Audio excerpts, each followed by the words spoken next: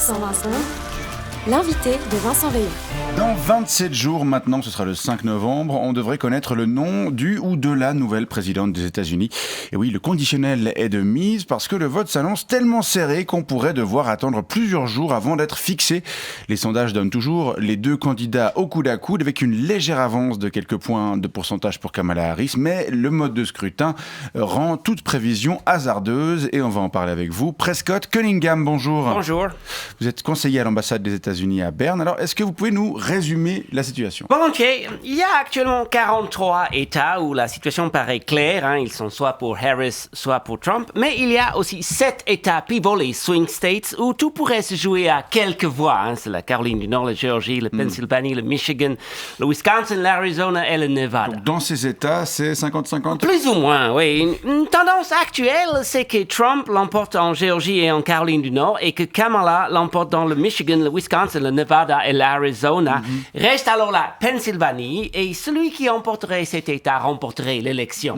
C'est pour ça que c'est dans cet État que les candidats se rendent le plus actuellement. Absolument, et notamment dans le comté de Erie, le comté de Erie qui est au bord du lac du même nom, à l'extrême ouest de l'État de Pennsylvanie, dans le 16e district de Pennsylvanie. Le comté de Erie qui est un swing county, ça veut dire un comté pivot, qui vote parfois démocrate, parfois républicain. À Harbor Creek, par exemple, Madame Donovan hésite encore. Et si Donald Trump parvient à la convaincre, alors elle pourrait ensuite convaincre ses amis de la First Baptist Church de Harbor Creek. Et ces quelques voix pourraient faire pencher la balance. Alors, en caricaturant un peu, on pourrait donc dire que c'est Madame Donovan qui pourrait choisir le nom du vainqueur. C'est pas de la caricature. On pourrait tout à fait avoir quelques dizaines de voix d'écart. Mais il y a aussi un autre scénario. Si Trump l'emporte pas en Géorgie, mais qu'il gagne dans le Michigan à la place, alors que Kamala gagne le Wisconsin, le Nevada, l'Arizona et donc la Géorgie, reste encore la Pennsylvanie. Et si Kamala parvient à convaincre Madame Donovan, alors elle gagne.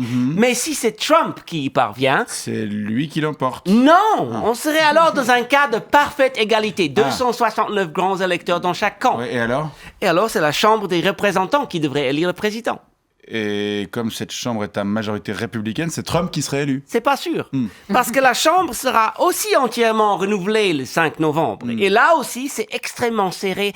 Et c'est donc très difficile de dire si la Chambre sera à majorité républicaine ou démocrate. Et de toute façon, ce ne seraient pas les élus en tant que tels qui voteraient pour le président, mais les délégations d'État. State delegations. Autrement dit, tous les élus de la délégation californienne auraient un vote, pareil pour le Montana, etc., etc. Il faudrait donc 26 délégations sur 50 pour l'emporter, avec la possibilité d'une égalité parfaite à 25-25, puisque le District of Columbia n'a pas voix au chapitre.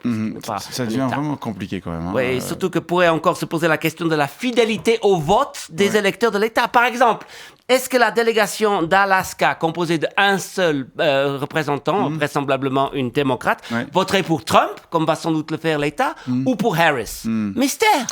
On ne peut pas faire comme en France et désigner celui ou celle qui a réuni le plus de suffrages au niveau national? Ce serait alors Kamala qui l'emporterait haut la main, avec plusieurs millions de voix d'avance, comme Biden en 2020 et Clinton en 2016.